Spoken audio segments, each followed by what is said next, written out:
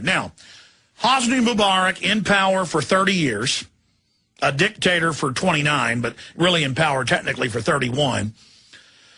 He gets $13 billion plus every year of U.S. taxpayer money. A lot of the U.S. torture centers are there, the ghost sites, the black sites.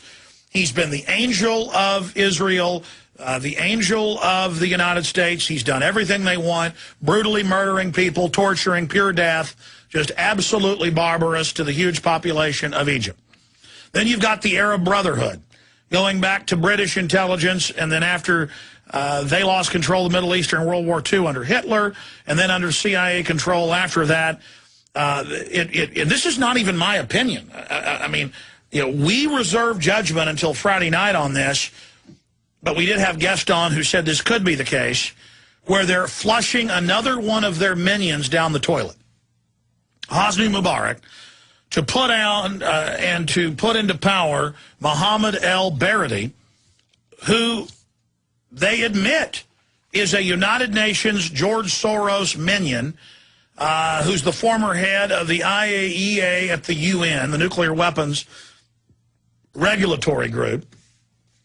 And I've got the whole breakdown on him. Director General, International Atomic Energy Agency, New York Law School, CIA trained. I mean, his whole background is public. And he shows back up the week before all this starts in Egypt and starts going around saying, I'm ready to be your leader.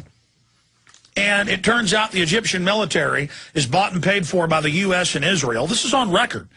And is basically standing down, unless they try to burn some of the museums, are standing down while the people run around and loot.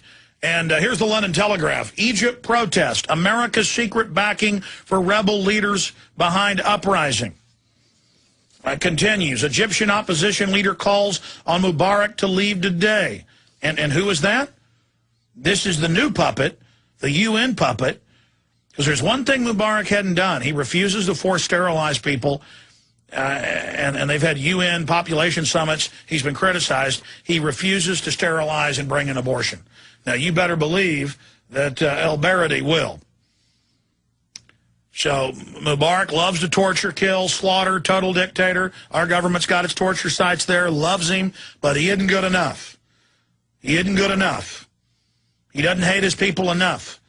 And so Mohammed el-Baradei, the Pied Piper of Egyptian revolt, Paul Joseph Watson, that's from Friday, his report up there.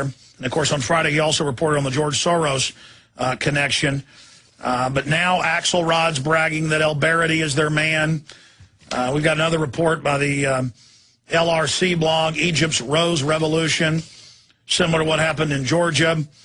There's another report here. Egypt is another Soros color revolution. Soros, of course, funded rebellions and takeovers all over Eastern Europe and into Central Asia on the belly of Russia.